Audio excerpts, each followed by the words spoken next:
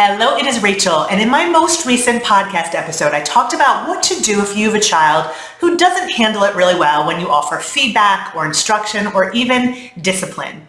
And in that episode, I talked about the fact that sometimes it's not what we're saying to our kids, it's how they're interpreting what we're saying.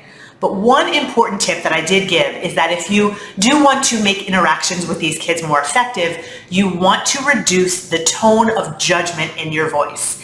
And I'm going to be very honest with you now that in any situation, you want to think about when you're approaching someone not having a tone of judgment.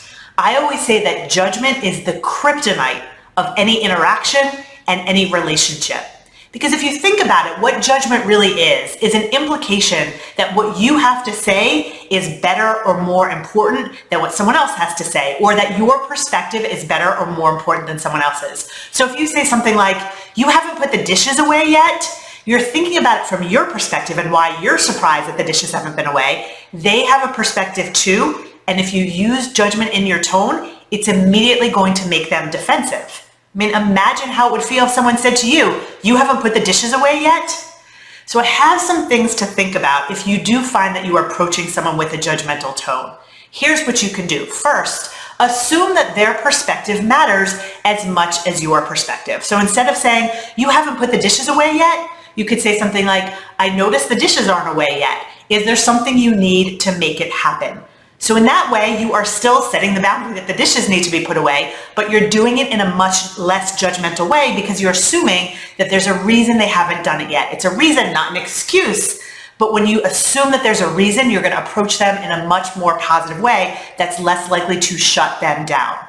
Another thing you can think about is always to replace judgment with curiosity. So instead of saying to your child, you said that to your brother? Saying something like, hey, I heard what you said to your brother. You know we don't talk to each other like that in this house. I bet there was a reason you said that.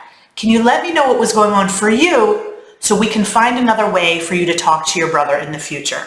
So you're really caring about their perspective and you're curious about what was going on for them. You're still setting the boundary that it's not okay to talk that way, but you're approaching them in a way of curiosity. What was going on for you instead of don't do that.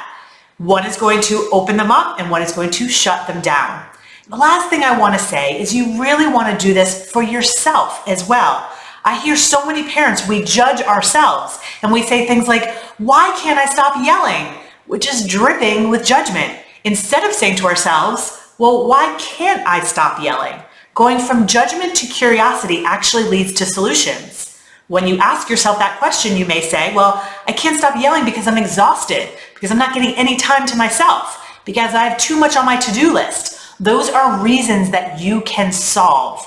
So remember, judgment is not only going to shut someone else down, but it is not going to lead to solutions. Curiosity is what leads to solutions.